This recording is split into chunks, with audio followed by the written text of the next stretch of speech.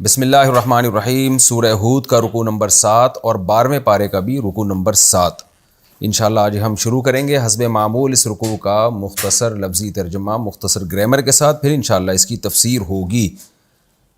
بسم اللہ الرحمن الرحیم۔ وَلَقَدْ جَاءَتْ رُسُلُنَا ابراہیم، البتہ تحقیق آئے ہمارے رسول۔ یہاں رسول سے مراد ہے فرشتے جو قاصد بن کے آئے تھے، رسول قاصد کو کہتے ہیں، اس کی جمع رسول۔ ہمارے قاصدین فرشتے ابراہیم کے پاس آئے بالبشرا، خوشخبری لے کر۔ قالوا سلامن، اور ابراہیم علیہ السلام کو کہنے لگے آپ پر سلامتی ہو۔ قال سلام، حضرت ابراہیم نے بھی سلام کا جواب دیا، آپ پر بھی سلامتی ہو۔ فما لبثا، پس نہیں ٹھہرے تھے۔ لبثا یلبث، لبثن کا معنی ٹھہرنا، کہیں قیام کرنا۔ فما لبثا، ابھی کہیں قیام، یعنی ابھی انہوں نے قیام کیا ہی نہیں تھا، تھوڑا سا بھی ٹھہرے ہی نہیں تھے۔ ان جاء، کہ ابراہیم آئے، بعجل حنیذ، عجل کہتے ہیں بچھڑے کو، جو گائے کا بچہ ہوتا ہے نا، بیل، چھوٹا بیل جو بچہ ہوتا ہے اس کو بچھڑا کہا جاتا ہے۔ حنیذ کا معنی بھنا ہوا، یعنی ابھی ٹھہرے ہی نہیں تھے کہ ابراہیم علیہ السلام ایک بھنا ہوا بچھڑا لے آئے۔ تو یہ جو ہے نا ابھی ٹھہرے ہی نہیں تھے، کہ مطلب بہت کم ٹھہرے، اس کو بھی یہ کہا جاتا ہے جیسے ابھی تو آپ بیٹھے ہی نہیں اور انتظام کر لیا جائے نا، تو ایسے موقع پہ کہا جاتا ہے۔ فلما رأى، پس جب دیکھا ابراہیم علیہ السلام نے، ایدیہم، ان کے ہاتھوں کو، لا تصل الیہم، وصل یصل وصولا، وصل یوصل کی طرح، ضرب یضرب کی طرح پہنچنا، تبھی ہم کہتے ہیں نا فلاں کا وصال ہو گیا، یعنی وہ اللہ کے پاس پہنچ گیا ہے، اس طرح کہا جاتا ہے یہ لفظ۔ آپ کو یہ ڈاک موصول ہوئی ہے کہ نہیں ہوئی ہے؟ تو یہ لفظ اردو میں بہت استعمال ہوتا ہے۔ تصیلو اس لیے کہ مؤنث ہے نا، ید کا لفظ، تضربو کی طرح۔ فلما رأى ایدیہم لا تصل الیہم، جب ابراہیم علیہ السلام نے ان کے ہاتھوں کو دیکھا، لا تصل الیہم، الیہ، کہ اس بچھڑے کی طرف یہ ہاتھ بڑھتے ہی نہیں ہے، جاتے ہی نہیں ہے۔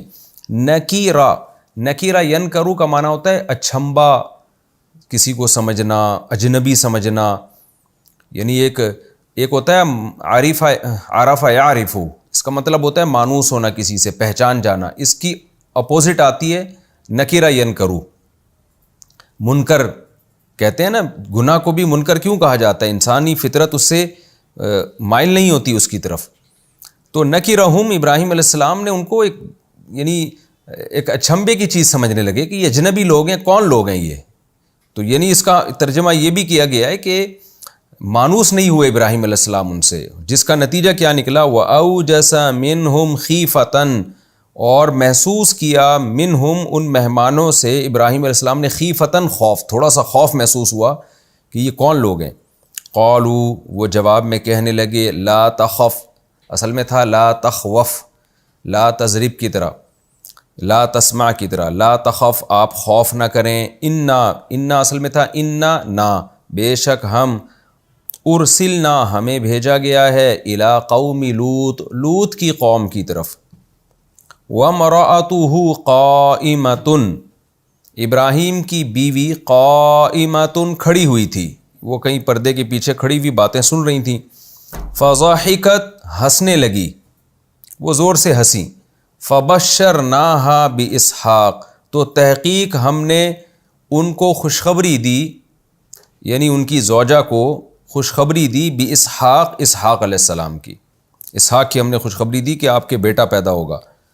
وَمِن وَرَاءِ اسحاق، اور اسحاق کے ورا پیچھے کو کہتے ہیں، اسحاق کے جو بعد ہیں یعقوب بھی پیدا ہوگا۔ قالت، کہنے لگیں، یا ویلتا، ویل عربی میں کہتے ہیں تباہی، بربادی، تو ویلتا میں جو ہے نا الف کا اضافہ کیا جاتا ہے جب بھی کوئی کسی مصیبت کو پکارتا ہے، تو ایسے موقع پہ یہ لفظ استعمال ہوتا ہے، یا ویلتا، یا کا معنی اے۔ تو یہ عرب میں ایک محاورہ ہے عربی زبان میں، جیسے ہم کہتے ہیں ارے تیرا ناس ہو، ارے بدبختی، تو اس کا یہ حقیقی معنی مراد نہیں ہوتے۔ جب بھی کوئی الٹی بات کر رہا ہو، عجیب سی بات کر رہا ہو، تو اس موقع پر یہ لفظ کہا جاتا ہے ارے ہلاکت ہو، ارے بدبختی ہو۔ قالت یا ویلتا، کہنے لگے ہائے بدبختی، الیدو، الیدو اصل میں تھا اولیدو، ولد یولیدو کا معنی بچہ جننا، الیدو، کیا میں بچہ جنوں گی، وانا عجوز، میں تو بڈھی ہوں، وہذا بعلی، بال شوہر کو کہتے ہیں، اور یہ میرا شوہر شیخہ، یہ بھی بڈھا، ان ہذا، بے شک یہ بات جو ہے، لشیء عجیب، بہت عجیب بات ہے، سمجھ میں آنے والی بات یہ نہیں ہے جو آپ کر رہے ہو۔ قالوا، تو فرشتے جواب میں کہنے لگے، اتعجبینا، کیا تو تعجب کر رہی ہے؟ تضریبینا مؤنث کے لیے استعمال ہوتا ہے نا، تضریبینا، جب ایک عورت سے خطاب ہوتا ہے تو تضریبینا، اتعجبینا، کیا تو تعجب کر رہی ہے، من امر اللہ، اللہ کے حکم کے بارے میں، رحمت اللہ وبرکاتہ علیکم، اللہ کی رحمتیں اور برکتیں ہیں تم لوگوں پر، اہل البیت، اے اہل بیت، اے اہل بیت، اے گھر والو، تم پر تو اللہ کی رحمتیں اور برکتیں ہیں۔ انہو، بے شک وہ اللہ، حمید، قابل تعریف بھی ہے، مجید، بزرگی والا بھی ہے۔ فلما ذہب، پس جب چلا گیا، عن ابراہیم، ابراہیم سے، الروع، گھبراہٹ، جب گھبراہٹ ابراہیم علیہ السلام سے چلی گئی، وجاءتہ البشرا، اور ابراہیم کے پاس خوشخبری بھی آ گئی، یجادلونا، جھگڑنے لگا ابراہیم ہم سے، یعنی اللہ اپنے بارے میں کہہ رہے ہیں، ابراہیم ہم سے جھگڑنے لگا، فی قوم لوط، لوط کی قوم کے بارے میں۔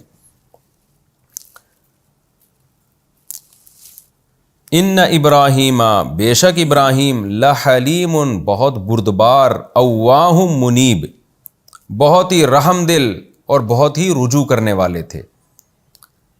اواہ کا معنی بھی رحم دل ہوتا ہے، حلیم کا معنی بھی بردبار، برداشت والے، منیب کا معنی بھی رجوع کرنے والے، یعنی کسی کی طرف مائل ہونے والے، کسی کو غمزدہ دیکھ کر اس کی طرف مائل ہونا، اس معنی میں بھی یہ منیب کا لفظ، اس معنی میں یہاں منیب کا، اصل میں انابت کا معنی ہوتا ہے مائل ہونا، تو منیب یعنی کسی مخلوق پہ ترس کھا کے اس کی طرف مائل ہونا، اس لیے اس کا ترجمہ رحم دلی سے بھی کیا گیا ہے، رقیق القلب سے بھی کیا گیا، نرم دل، جو نرم دل ہوتا ہے نا جلدی مائل ہو جاتا ہے، تو اس کا ترجمہ کیا ہے؟ بے شک ابراہیم علیہ السلام بردبار تھے اور اواہن، رحم والے تھے اور نرم دل تھے، یہ اس کا جو ہے وہ حاصل ترجمہ ہوگا۔ یا ابراہیم، اللہ نے کہا اے ابراہیم، یا فرشتوں نے کہا اے ابراہیم، اعرض عن ھذا، آپ اس بات سے اعراض کریں، اعراض کا معنی اگنور کرنا، اس کی طرف توجہ نہ دینا، آپ چھوڑ دیں یہ بات۔ انہ قد جاء امر ربک، تحقیق آ چکا ہے تیرے رب کا حکم، وانہم، اور بے شک یہ جو لوط کی قوم ہے، علیہ السلام کی جو قوم ہے، آتیہم، آئے گا ان کے پاس، آتی یہ اس میں فاعل ہے، ضاربن کی طرح، آتیون تھا اصل میں، آتیہم، ان پہ آنے والا ہے، عذابن، ایک ایسا عذاب، غیر مردود، جو رد نہیں ہو سکتا، یہ لازمی آ کے رہے گا ان کے اوپر۔ ولما جاءت، اور جب آئے، رسولنا، ہمارے فرشتے، لوطن، لوط کے پاس، سیء بہم، تو غمزدہ ہوئے، بہم، ان فرشتوں کے ذریعے، ان فرشتوں کے آنے سے غمزدہ ہوئے۔ ساء کا معنی کیا ہوتا ہے؟ برا ہونا، یہ تنگی کے معنی میں بھی، برائی کے معنی میں بھی استعمال ہوتا ہے۔ سیء فعل مجہول ہے، یعنی تنگی میں ڈال دیے گئے لوط علیہ السلام ان کے آنے سے، یعنی ٹینشن میں آ گئے وہ۔ وضاق بہم، اور تنگ ہو گئے ان فرشتوں کے ذریعے، ذرعن، بازو کے اعتبار سے، یہ بھی ایک محاورہ ہے کہ آپ کے بازو تنگ ہو گئے، یعنی طبیعت گھٹنے لگی، سینہ تنگ ہو گیا آپ کا۔ وقالا، اور لوط علیہ السلام کہنے لگے، ھذا یوم عصیب، یہ بہت بھاری دن ہے، آج کا دن جو ہے مجھ پر بہت بھاری، عصیب کا مطلب بھاری دن۔ وجاءہ قومہ، اور لوط کے پاس ان کی قوم آئی، یہرعون الیہ، جلدی جلدی بھگائی جا رہی تھی لوط کی طرف، یعنی قوم ایسے آئی کہ بھاگتی بھی نہیں آ رہی تھی، بلکہ ایسا لگ رہا تھا ان کو بھگایا جا رہا ہے۔ تو یہ بھی بلاغت ہے نا قرآن کی، یہ بتانے کے لیے کہ جب گناہ کی طرف بہت زیادہ رغبت ہوتی ہے نا، تو غیر اختیاری طور پہ گویا بھاگے چلے جا رہے ہیں، تو ان کو گویا ان کی جو خواہش نفس تھی وہ بھگا رہی تھی، تو یہ بلاغت ہے، اس کا مطلب یہ نہیں کہ خود نہیں بھاگ رہے تھے، بھاگ تو خود ہی رہے تھے، لیکن یہ بلاغت ہے کہ اتنی اسپیڈ سے اور اتنی خوشی سے بھاگ رہے تھے، ایسا لگ رہا تھا بھاگ نہیں رہے ہیں، ان کو زبردستی یہاں بھگایا جا رہا ہے، گویا اپنے قابو میں ہی نہیں ہے یہ۔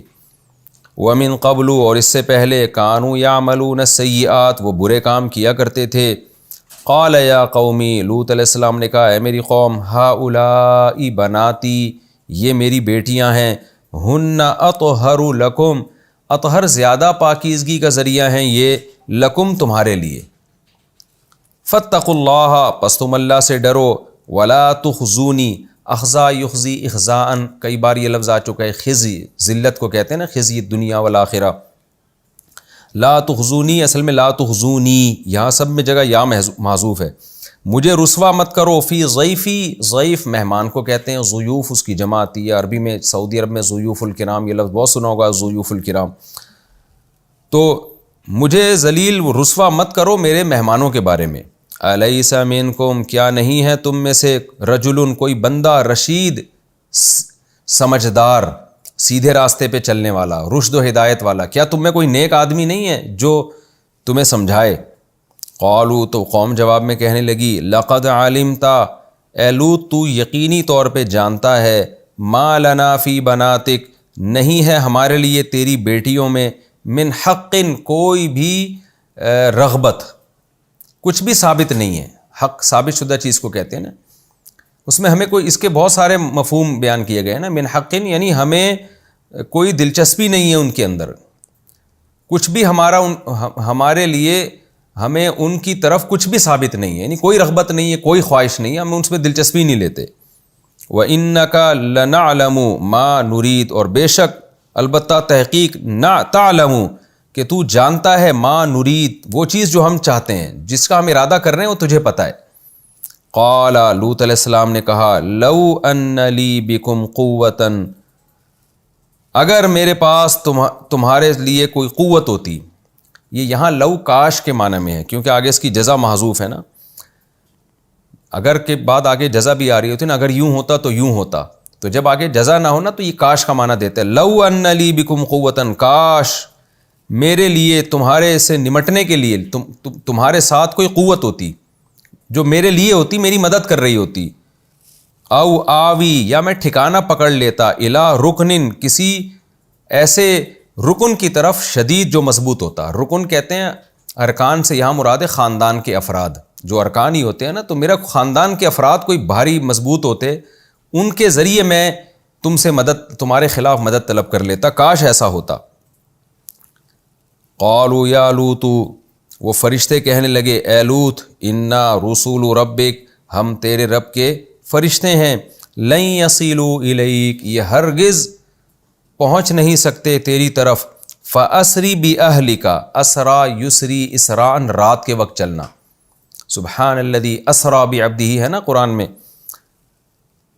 اکرم کی طرح ہے، اسری تھا اصل میں، اکرم آرڈر کا صیغہ ہے. فاسری باہلک، اپنے اہل و عیال کو راتوں رات لے کے چل لے، بقطع من اللیل، رات کے ایک حصے میں، رات کے ایک قطعہ ایک ٹکڑے کو کہتے ہیں نا، بقطع من اللیل، رات کے ایک ٹکڑے میں تو اپنے اہل و عیال کو لے کے نکل لے. ولا یلتفت منکم احد، اور تم میں سے کوئی بھی التفات نہ کرے. احد، کوئی بھی، التفات کا معنی تب متوجہ ہونا، کوئی بھی پیچھے مڑ کے نہیں دیکھے گا، الا امرأتک، سوائے تیری بیوی کے. اس کے دو مطلب ہو سکتے ہیں کہ اپنی بیوی کو یہیں چھوڑ کے تجھے جانا ہے، اور یہ بھی مطلب ہو سکتا ہے کہ کوئی بھی دیکھے گا نہیں لیکن تیری بیوی دیکھے گی پیچھے مڑ کے، دونوں مطلب بن سکتے ہیں. انہو، بے شک بات یہ ہے کہ مصیبہا، اسے پہنچنے والا ہے، تیری بیوی کو پہنچنے والا ہے، ما وہ عذاب، اصابہم، جو اس قوم کو پہنچے گا. ان موعدہم، بے شک ان کے وعدے کا جو ٹائم ہے، یعنی عذاب کا جو ٹائم ہے، الصبح، وہ صبح کا وقت ہے. الیس الصبح بقریب، کیا صبح قریب نہیں ہے. فلما جاء امرنا، پس جب ہمارا حکم نامہ آ گیا، جعلنا، ہم نے کر دیا، عالیہا، زمین کے عالی حصے کو، عالی اوپر کا کہتے ہیں، ہا کا مطلب وہ جو یعنی زمین ہے، اس زمین کے اوپر کے حصے کو ہم نے کر دیا، سافلہا، اس زمین کا سافل یعنی نیچے کر دیا. وَأَمْطَرْنَا، اور ہم نے برسایا، علیہا، اس زمین کے اوپر، حجارتاً، پتھر، من سجیل، پکی ہوئی مٹی کے، منضودن، پے در پے، نضد کہتے ہیں تہ بتہ ہونا کسی چیز کا. قرآن میں آتا ہے نا، وَطَلْحٍ مَنضُود، جنت میں جو کیلے ہوں گے منضود تہ بتہ ہوں گے. تو تہ بتہ پتھر کا مطلب ایک کے پتھر کے پیچھے دوسرا پتھر، پھر تیسرا، یعنی موسلا دھار پتھر ہم نے اس قوم پہ برسائے. مسومتاً، سوم یسوم، تسویماً کا معنی نشان لگانا. مسومتاً عند ربک، تیرے رب کے پاس وہ نشان زدہ تھے، یعنی تیرے رب نے جو وہ بھیجے تو وہ نشان زدہ تھے، خاص قسم کے پتھر تھے، عام پتھر نہیں تھے جیسے زمین پر ہوتے ہیں، کوئی خاص قسم کے نشانات تھے ان کے اوپر. وما ہی من الظالمین ببعید، اور نہیں ہے یہ بستی ان ظالموں سے دور. ان ظالموں سے مراد ہے مشرکین مکہ، ان لوگوں سے یہ بستی دور نہیں ہے لوط علیہ السلام کی، یہ جا کے اس قوم کی تباہی کو اپنی آنکھوں سے دیکھ بھی سکتے ہیں۔ یہ اس رکوع کا لفظی ترجمہ ہو گیا۔ اب ہم انشاءاللہ اس کی تفسیر شروع کرتے ہیں۔ سورہ ہود کا رکوع نمبر 7 اور 12ویں پارے کا بھی رکوع نمبر 7۔ آپ کو پتہ ہے سورہ ہود کے ان رکوع سے پہلے جتنے رکوع تھے، پہلے رکوع شروع میں اللہ نے نوح علیہ السلام کا واقعہ بتایا کہ اس قوم نے نوح علیہ السلام کی نافرمانی کی، کیسے تباہ و برباد ہوئے۔ پھر اللہ نے قوم عاد کا بتایا کہ نوح علیہ السلام کی نسل میں پھر قوم عاد پیدا ہوئی، ان کو اللہ نے کیسا تباہ کیا۔ پھر ان کی نسل میں قوم سمود پیدا ہوئی، ان کو اللہ نے تباہ کیا۔ پھر ان کی جو بچ گئے تھے ان کی نسل میں قوم لوط پیدا ہوئی، بہت ساری قومیں ہوئیں، ان میں قوم لوط بھی تھی۔ لوط علیہ السلام تو تھے ابراہیم علیہ السلام کے بھانجے تھے، اور آپ نے ابراہیم علیہ السلام پر جو بہت تھوڑے سے لوگ ایمان لے کر آئے تھے ان میں آپ کے بھانجے لوط علیہ السلام بھی تھے، جیسے آپ کی زوجہ حضرت سارہ اور حضرت ہاجرہ تھیں تو ایک لوط علیہ السلام بھی ایمان لے کر آئے تھے۔ تو لوط علیہ السلام کی اللہ نے تشکیل کی ایسی قوم کی طرف جو لڑکوں سے بدفعلی کی عادت بھی تھی اس کو، اور شرک میں بھی مبتلا تھی وہ۔ تو اصل واقعہ یہاں پر لوط علیہ السلام کی قوم کا سنانا ہے جو مقصد ہے، کیونکہ نافرمان قوموں کے واقعات ترتیب سے چل رہے ہیں نا، ترتیب سے واقعات چل رہے ہیں۔ اس کے بعد پھر شعیب علیہ السلام کا واقعہ آئے گا لوط علیہ السلام کے بعد، کیونکہ اس کے بعد جو قوم پیدا ہوئی وہ شعیب علیہ السلام کی قوم تھی۔ تو یہ سارے واقعات سورہ ہود میں ترتیب سے چل رہے ہیں۔ تو اصل مقصد تھا لوط علیہ السلام کی قوم کی تباہی کا، لیکن چونکہ لوط علیہ السلام کی قوم کو تباہ کرنے کے لیے جو فرشتے آئے، وہ فرشتے چونکہ پہلے ابراہیم علیہ السلام کے پاس گئے تھے ان کو خوشخبری دینے کے لیے کہ ہم آپ کو بڑھاپے میں اولاد دیں گے، تو اس لیے اللہ میاں نے پورا واقعہ ہی بیان کر دیا، یعنی ابراہیم علیہ السلام کا واقعہ بھی بیان کر دیا۔ تو مقصد دونوں واقعات کا یہ تھا کہ جن قوموں نے بھی اللہ کی نافرمانی کی ہے ان پر عذاب آیا ہے۔ قوم عاد نے نافرمانی کی، قوم سمود نے نافرمانی کی، اس کے بعد لوط علیہ السلام کی قوم آئی۔ تو اصل میسج یہ ہے، کیونکہ وہ فرشتے ابراہیم علیہ السلام کے پاس چلے گئے تھے اور ان کو خوشخبری دینے کے لیے چلے گئے، تو اس لیے اللہ نے اس کا بھی پہلے تذکرہ کر دیا۔ بسم اللہ الرحمن الرحیم۔ وَلَقَدْ جَاءَتْ رُسُلُنَا إِبْرَاهِيمَ بِالْبُشْرَى، تحقیق آئے ہمارے فرشتے ابراہیم علیہ السلام کے پاس خوشخبری لے کے۔ وہ خوشخبری یہ تھی کہ اللہ نے آپ کو بیٹا دینا ہے جن کا نام اسحاق ہوگا، اور پھر اسحاق علیہ السلام بڑے ہوں گے، ان کی شادی ہوگی، ان کو بھی اللہ بیٹا دے گا، اس کا نام یعقوب ہوگا، یہ دونوں پیغمبر ہوں گے۔ یہ خوشخبری لے کر آئے، ابراہیم علیہ السلام کو سلام کرنے لگے، ابراہیم علیہ السلام نے بھی سلام کا جواب دیا۔ فما لبث ان جاء بعجل حنیذ، قرآن کہتا ہے ابھی وہ ٹھہرے ہی نہیں تھے، آ کے بیٹھے ہی تھے، ابراہیم علیہ السلام بھنا ہوا بچھڑا لے کر آ گئے ان کے سامنے۔ یہ ابراہیم علیہ السلام کی سخاوت تھی، ورنہ عام طور پہ لوگ پہلے مہمان سے پوچھتے ہیں کیا کھائیں گے، کیا کھانا پسند کریں گے، کھائیں گے بھی کہ نہیں کھائیں گے، اور اس دور میں بہت غربت ہوتی تھی۔ لیکن ابراہیم علیہ السلام نے سب سے پہلے یہ سوچا کہ پہلے ان کا اکرام ہو، کیونکہ مسافر ہیں تو یقیناً بھوکے ہوں گے۔ پہلے زمانے میں ایسا نہیں ہوتا تھا کہ راستوں میں اتنے ہوٹل ہوں اور جو سفر سے آ رہا ہے وہ جو ہے وہ کھا کے آیا، وہ عام طور پر ایسا ہوتا نہیں تھا، لمبے لمبے سفر ہوتے تھے، اور ابراہیم علیہ السلام ان کو پہچانتے نہیں تھے، اس سے ان کو یقین ہو گیا کہ یقیناً یہ مسافر ہی ہوں گے، کیونکہ پہلے زمانے میں لوگ سب ایک دوسرے کو جانا کرتے تھے، اتنی آبادی نہیں تھی کہ کوئی شخص آیا ہو اور آپ کو پتہ ہی نہ چل رہا ہو کہ یہ مسافر ہے یا اسی علاقے کا آدمی ہے۔ فما لبث ان جاء بعجل حنیذ، ابھی ٹھہرے ہی نہیں تھے کہ ابراہیم علیہ السلام بھنا ہوا بچڑا لے کر آئے۔ اب ظاہر ہے بھنا ہوا بچڑے کا سن کے ہمارے منہ میں پانی آ رہا ہے، آپ لوگوں کے منہ میں پانی آ رہا ہوگا، تو یہ کیسے ممکن ہے کہ اس کی طرف مہمان کے ہاتھ نہ بڑھیں؟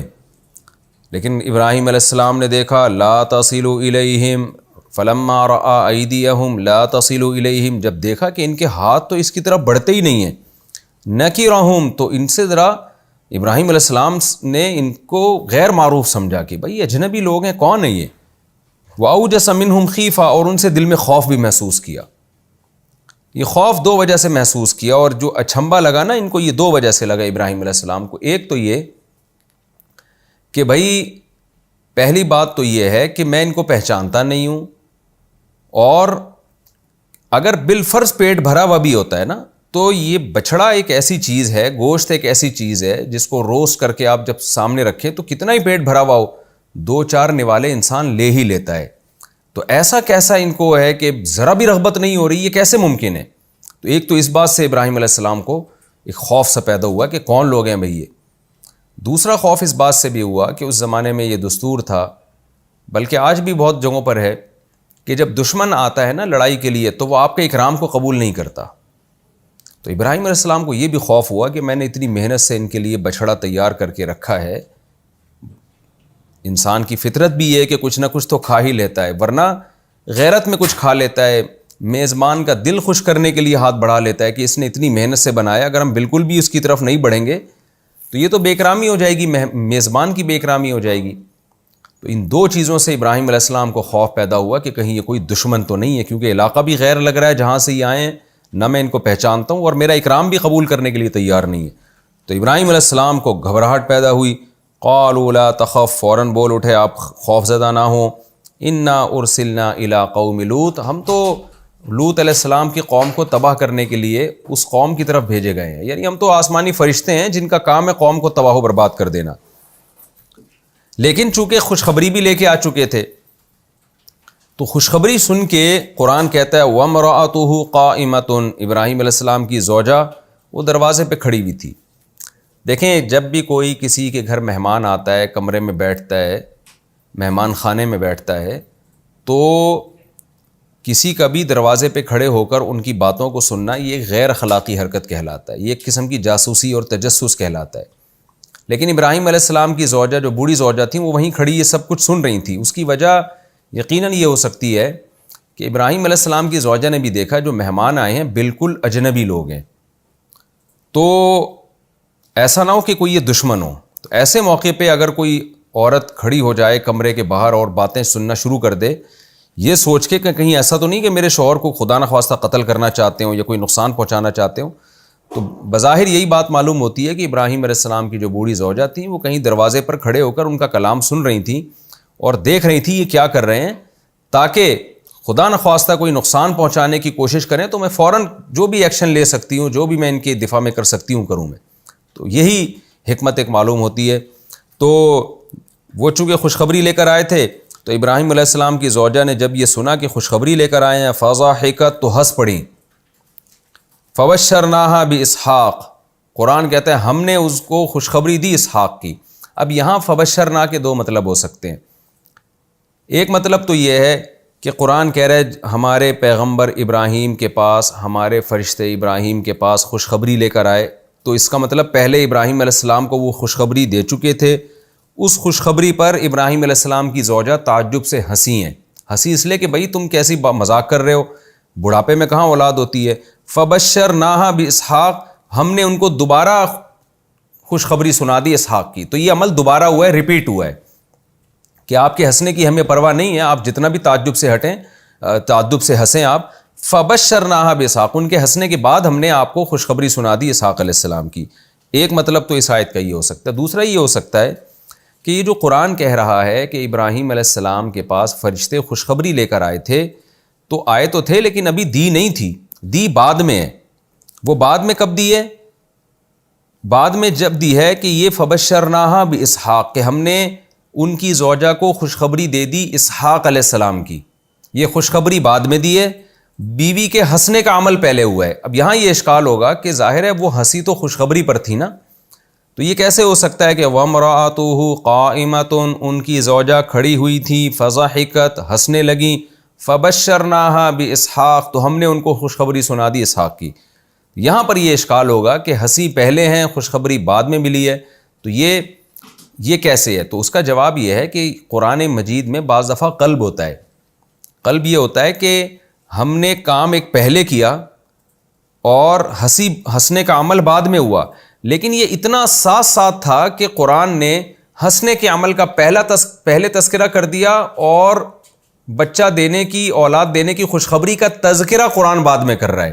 عمل تو پہلے ہوا ہے لیکن تذکرہ بعد میں کر رہا ہے، یہ بتانے کے لیے کہ دونوں بالکل ساتھ ساتھ تھے. ادھر خوشخبری ہوئی ہے، ادھر فوراً انہوں نے ہنسنا شروع کر دیا. تو وَامْرَأَتُهُ قَائِمَةٌ، ان کی زوجہ کھڑی ہوئی تھی، فضحکت، تو وہ ہنسی ہیں، فبشرناہا باسحاق، تو ہم نے ان کو اسحاق کی خوشخبری سنائی. یعنی ان کو اسحاق کی خوشخبری سنائی، اسی بیس پہ وہ ہنسی ہیں. وَمِن وَرَاءِ، یعنی مجازاً فا کو اللہ نے فا کا تذکرہ کیا ہے، ورنہ فا اصل میں یہ بتانے کے لیے آتی ہے کہ بعد والا واقعہ بعد میں ہوا ہے اور اس سے پہلے والا پہلے ہوا ہے، لیکن یہ مجازن فا کا تذکرہ ہے، یہ بتانے کے لیے کہ جلدی جلدی ہوئے ہیں یہ کام. یہ مقصد نہیں ہے کہ فا کے بعد جو عمل ہے وہ بعد میں ہوا اور پہلے جو عمل ہے وہ پہلے ہوا. اصل میں تو جو عمل بعد میں ہے وہ بعد میں ہی ہوا، وہ جو پہلے ہے وہ پہلے ہی ہوا. اب سوال پیدا ہوتا ہے کہ قرآن نے یہ ترتیب اختیار کیوں کی ہے؟ تو اصل میں بعض دفعہ بلاغت میں یہ کام اس لیے کیا جاتا ہے کہ یہ بات تو بالکل 2 اور 2 4 کی طرح واضح ہے کہ خوشخبری کے بعد ہی آپ کو ہنسی آئی ہوگی، خوشخبری سے پہلے ہنسی نہیں آئے گی. تو بعض چیزیں اتنی واضح ہوتی ہیں کہ ان میں پھر ترتیب کی رعایت کی نہیں جاتی ہے. وَمِن وَرَاءِ اسحاق یعقوب، اور اسحاق کے بعد یعقوب ہوں گے. یہ خوشخبری ہم نے سنائی. قالت یا ویلتا، پہلے تو وہ ہنسی تھیں، اس کے بعد کہنے لگیں کہ جب دوبارہ خوشخبری کو ریپیٹ کیا جو پہلے قول کے مطابق دوبارہ خوشخبری ریپیٹ کی ہے، قالت یا ویلتا، ہائے بدبختی، اَأَلِدُ، کیا بچہ میں جنوں گی، وَأَنَا عَجُوزٌ، جبکہ میں تو بڈھی ہوں، وَهَذَا بَعْلِي شَيْخًا، اور یہ میرا شوہر بھی بوڑھا ہو چکا ہے. بڑھاپے میں کہاں کسی کی اولاد ہوتی ہے. إِنَّ هَذَا لَشَيْءٌ عَجِيبٌ، بے شک یہ تو بڑی ہی عجیب بات ہے. قالوا، تو فرشتے کہنے لگے، أَتَعْجَبِينَ مِنْ أَمْرِ اللَّهِ، کہ اے بوڑھی عورت، تو اللہ کے حکم سے تعجب کر رہی ہے. رحمت اللہ وبرکاتہ علیکم اہل البیت، اے اہل بیت، تم پر تو اللہ کی رحمتیں اور برکتیں بہت ہیں.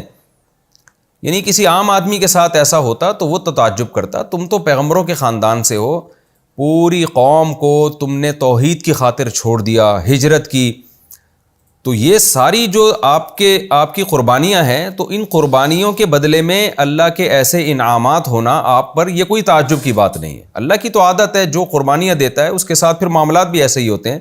تو کوئی اور یہ بات کرتا تو ٹھیک تھی، لیکن آپ کے خاندان کے لیے یہ بات کرنا ٹھیک نہیں ہے. یہ نارمل ہے، آپ لوگوں کے ساتھ اللہ کے ایسے انعامات ہوں گے.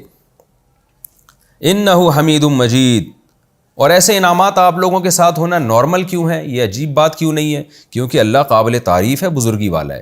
جو قابل تعریف ہوتا ہے وہ تو احسان کا بدلہ چکاتا ہے، وہ قربانیوں کا بدلہ دنیا میں بھی دیتا ہے. تو آپ لوگوں نے قربانیاں دی ہیں تو اس کے بدلے دنیا میں بھی ملیں گے. تو یہاں ایک علمی نقطے کی بڑی زبردست بات ہے کہ ابراہیم علیہ السلام نے جو قربانی دی، ان کی زوجہ نے جو قربانی دی، تو اس کے بدلے میں اولاد کیوں مل رہی ہے؟ دیکھیں، جس نوعیت کی قربانی دی جاتی ہے نا، بدلہ بھی اسی نوعیت کا ملتا ہے. ابراہیم علیہ السلام اور ان کی زوجہ نے قربانی کیا دی تھی، پوری خاندان کو، پوری قوم کو اللہ کی خاطر چھوڑ دیا. تو ظاہر ہے قوم اور خاندان ختم ہو گیا نا، اب بوڑھے ہیں، اولاد بھی نہیں ہے، تو آپ کے تو دنیا سے جانے کے بعد آپ کا خاندان ہی ختم. تو اللہ نے نعمت بدل کے طور پہ خاندان دے دیا اور بتا دیا کہ آپ کو نیا خاندان ملے گا. اور قرآن میں دوسری جگہ پر آتا ہے کہ دونوں کے بارے میں ہم نے خوشخبری دی کہ اسحاق بھی نبی ہوں گے اور ان کے بیٹے یعقوب بھی نبی ہوں گے. یعنی خاندان بھی ملے گا آپ کو. ایسا نہیں ہے کہ صرف بیٹا پیدا ہوگا اور وہ بیٹا نکاح سے پہلے دنیا سے چلا جائے گا یا اس کو اولاد ہی نہیں ملے گی، اس کو بھی اولاد ملے گی اور اس کی اولاد بھی پیغمبر ہوگی. تو اور پھر کیا مطلب، ان میں برکت اللہ تعالیٰ دے گا. وبارکنا علیہ وعلی اسحاق، قرآن میں دوسرے مقام پر آتا ہے ہم نے اسحاق کو بھی برکت دی اور ابراہیم علیہ السلام کو بھی برکت دی، اسماعیل علیہ السلام کو بھی برکت دی. تو کیا مطلب، ان کا خاندان اب بہت بڑھے گا. تو آپ نے اللہ کی خاطر خاندان چھوڑا، اللہ آپ کو ان سے کروڑہ گنا بہتر ایک نیا خاندان دے گا اور ہوگا بھی بہت بڑا. یہی وجہ ہے کہ یعقوب علیہ السلام کے جب اولاد ہوئی ہے تو اتنی برکت ہوئی ہے. اسحاق علیہ السلام کو اللہ نے اولادیں دی، یعقوب علیہ السلام کو اولادیں دی. قرآن میں ہے نا، سورہ یوسف میں یعقوب علیہ السلام کے 11 بیٹوں کا تذکرہ ہے. تو 11 بیٹے، پھر ان کی اولادیں. تو کہتے ہیں کہ یعقوب علیہ السلام جب مصر کی طرف ہجرت کر کے گئے ہیں تو 90 افراد تھے آپ کے خاندان کے، یعنی جو آپ کے بیٹے، بیٹیوں اور بہوؤں اور دامادوں پر مشتمل تھے. تو یہ 90 افراد کا خاندان تھوڑے سے عرصے میں اللہ نے آپ کا تیار کر دیا اور آگے نسل پھر ابراہیم علیہ السلام کی پوری دنیا میں پھیلی ہے. تو خاندان کو چھوڑا، خاندان اللہ کے لیے، تو اللہ نے خاندان ہی میں بہت زیادہ برکت دے دی. تو ابراہیم علیہ السلام نے کیا، فلما ذهب عن ابراہیم الروع، قرآن کہتے جب ابراہیم علیہ السلام سے خوف چلا گیا، جب تسلی ہو گئی ہاں بھئی اللہ کے فرشتے ہیں، یہ کوئی دشمنی کے لیے نہیں آئے ہیں، اور وجاءت البشرا، اور خوشخبری بھی مل گئی. تو ابراہیم علیہ السلام کو جب خوشخبری ملی اولاد بھی ہوگی تو یہ بالکل نارمل کنڈیشن میں آ گئے. اب قرآن کہتا ہے لوط علیہ السلام کی قوم کے بارے میں ہم سے جھگڑنے لگے. وجہ کیا ہے کہ جب فرشتوں نے ابراہیم علیہ السلام سے کہا کہ ہم قوم لوط کو تباہ کرنے کے لیے آئے ہیں، تو اس وقت تو ابراہیم علیہ السلام نے ان کی بات میں زیادہ غور نہیں کیا، بلکہ وہ خوف کی کیفیت میں مبتلا رہے کہ دشمن ہیں کیا ہیں. لیکن قرآن کہتا ہے کہ جب تسلی ہو گئی، نارمل حالت میں آ گئے، اب ابراہیم علیہ السلام کی توجہ گئی، بھائی ان کا تو اصل مقصد قوم لوط کو تباہ کرنا ہے۔ تو حضرت ابراہیم علیہ السلام کو جو لوط علیہ السلام کی قوم ہے ان پہ ترس آنے لگا، اور ترس جب آنے لگا تو قرآن مجید میں آتا ہے دوسرے مقام پر ابراہیم علیہ السلام ہم سے کہنے لگے، یعنی فرشتوں سے کہنے لگے کہ لوط علیہ السلام کی قوم میں تو لوط بھی ہیں اور ان پر ایمان لانے والے بھی ہیں، وہ بھی ہلاک ہو جائیں گے اگر آپ ان کو عذاب لے کر آئیں گے۔ تو اصل میں ابراہیم علیہ السلام کا مقصد اس اشکال سے لوط علیہ السلام کو بچانا نہیں تھا، بلکہ مقصد یہ تھا کہ کسی طرح قوم کو بچا لیا جائے عذاب سے، ان کو مزید مہلت دے دی جائے۔ لیکن ایک اس کے لیے کیا ابراہیم علیہ السلام عذر پیش کرتے نا فرشتوں کے سامنے، کیسے کہتے کہ بھئی اللہ نے تمہیں لوط علیہ السلام کی قوم کو تباہ کرنے کے لیے بھیجا ہے، تو اگر صراحتاً کہتے کہ واپس چلے جاؤ، نہیں اس قوم کو ابھی نہیں تباہ ہونا چاہیے، تو ابراہیم علیہ السلام کو خوف یہ تھا کہ یہ تو اللہ کے حکم کی خلاف ورزی ہو جائے گی۔ تو ابراہیم علیہ السلام نے اس قوم کو اللہ کے عذاب سے بچانے کے لیے ایک بہانہ ایک وضع کیا، وہ بہانہ یہ کہ بھئی پوری قوم کو تباہ کرو گے تو اس میں تو لوط علیہ السلام بھی ہیں، وہ بھی تباہ ہو جائے گی۔ تو یعنی ابراہیم علیہ السلام کا خیال یہ تھا کہ فرشتے میری یہ بات سن کے واپس چلے جائیں گے اور کسی بہانے سے اللہ عذاب ٹال دے گا۔ لیکن فرشتوں نے کہا کہ ہمیں پتہ ہے کہ اس میں کون ہے، کس کو بچانا ہے، کس کو تباہ کرنا ہے، یہ ہمیں پہلے سے معلوم ہے۔ لیکن قرآن کہتا ہے کہ ابراہیم علیہ السلام جو تھے ان کا بنیادی مقصد تھا قوم لوط کو بچانا، کیونکہ پیغمبروں کی طبیعت نرم ہوتی ہے، اور ابراہیم علیہ السلام اتنی عاجزی اور لجاجت کرنے لگے ان فرشتوں سے کہ کسی طرح سے لوط علیہ السلام کی قوم کو بچا لیا جائے، کہ قرآن نے اس لجاجت اور اس تضرع اور عاجزی کو یجادلونا جھگڑے سے تعبیر کیا ہے کہ ابراہیم علیہ السلام قوم لوط کے بارے میں ہم سے جھگڑا کرنے لگے۔ تو ظاہر ہے پیغمبر اللہ سے جھگڑا نہیں کر سکتا، یہاں مجازن اس مانگنے کو جھگڑے سے تعبیر کیا گیا ہے۔ اس کی مثال ایسے ہے جیسے کوئی بھکاری آ کے ہم سے بھیک مانگتا ہے کہ مجھے للہ فلہ 100 روپے دے دو، 50 روپے دے دو، ہم بھگا رہے ہوتے ہیں، نہیں دے رہے۔ جب وہ بہت زیادہ بھیک مانگتا ہے ہم کہتے ہیں یار تو لڑنے پر آ گیا ہے ہم سے، یہ کہتے ہیں نا ہم یہ لفظ، یعنی ہمیں تنگ کر دیا تو نے، حالانکہ وہ لڑ نہیں رہا ہوتا، وہ تو جھک رہا ہوتا ہے آپ کے سامنے، لیکن ہم کہتے ہیں کام نتیجہ وہی نکل رہا ہے جیسے کسی کی لڑائی میں ہوتا ہے، گویا ہمیں مجبور کر رہا ہے۔ تو جیسے بھکاری کو ہم اس وقت کہتے ہیں تو لڑنے پر آ گیا ہے، ہم سے جھگڑا کر رہا ہے، تو یہ الفاظ ہم مجازن کہتے ہیں، یہ بتانے کے لیے کہ بہت ہی پیچھے پڑ گیا ہے۔ تو اللہ نے بھی ابراہیم علیہ السلام نے جو اللہ سے آہوزاری شروع کر دی اور فرشتوں سے بحث شروع کر دی کہ کسی طرح سے قوم لوط پر عذاب ٹل جائے، تو اس آہوزاری کو اور اس عاجزی اور دعا کو اور اس گزارشات کو اللہ نے جھگڑے سے تعبیر کیا، اتنا ہم سے پیچھے پڑ گئے کہ گویا ہم سے لڑ رہے ہیں، جھگڑ رہے ہیں۔ تو یہ مجازن ہے، ورنہ ابراہیم علیہ السلام کیوں اللہ سے لڑیں گے، یہ تو کفر ہے۔ یجادلونا فی قوم لوط، ہم سے لوط کی قوم کے بارے میں جھگڑا کرنے لگے۔ اب سوال پیدا ہوتا ہے ابراہیم کیوں اتنا پیچھے پڑ گئے تھے قوم لوط کو بچانے کے؟ تو اللہ نے ابراہیم علیہ السلام کی تعریف کی، ان ابراہیم، بے شک ابراہیم، لحلیم، بہت بردبار تھے۔ جو بردبار ہوتا ہے اس کی طبیعت میں نرمی ہوتی ہے، اواہ، اور بہت رحم دل، منیب، دل کے نرم تھے وہ۔ تو یہ دل کی نرمی اور رحم دلی اور بردباری، یہ ساری چیزیں ایسی تھیں کہ جن کی وجہ سے ابراہیم چاہتے نہیں تھے کہ لوط علیہ السلام کی قوم تباہ ہو جائے۔ دیکھیں کیسی عجیب حکمت کی بات ہے، میں تو حیران ہوتا ہوں یہ آیت پڑھ کے۔ فیصلہ اللہ کا ہے کہ قوم کو تباہ کرنی ہے، قوم کو ہم نے تباہ کرنا ہے، تو ظاہر ہے اللہ سے زیادہ بردبار تو کوئی بھی نہیں ہو سکتا نا۔ لیکن اللہ کی جو حکمت تھی اس نے تقاضا کیا کہ اس قوم کو بہرحال تباہ کرنا ہی کرنا ہے، وہ اللہ جانے، اللہ کے فیصلے جانے۔ لیکن مخلوق کے بارے میں اللہ یہی چاہتے ہیں کہ وہ رحم دلی ہی کا معاملہ کرے۔ بظاہر صحیح بات تو یہ معلوم ہوتی ہے کہ جب ابراہیم کو علیہ السلام کو پتہ چل گیا کہ اللہ اس قوم کو تباہ کرنا چاہتا ہے، تو ابراہیم علیہ السلام اللہ کے فیصلے پر راضی ہو جائیں، ذرا بھی اللہ سے درخواست نہ کریں۔ لیکن پیغمبر کامل فطرت پر ہوتے ہیں۔ اس آیت میں اللہ نے ہمیں بتا دیا کہ مخلوق کا کام کیا ہے، اللہ کا کام کیا ہے۔ جو اللہ کا کام ہے وہ اللہ کو کرنے دو، لیکن مخلوق کے ذمے اللہ نے یہی لگایا ہے کہ تم آخر دم تک انسانوں کی بھلائی چاہو اور کوشش کرو کہ کافر پر بھی اللہ کا عذاب نہ آئے۔ اس سے ہمیں یہ بہت بڑا سبق ملتا ہے۔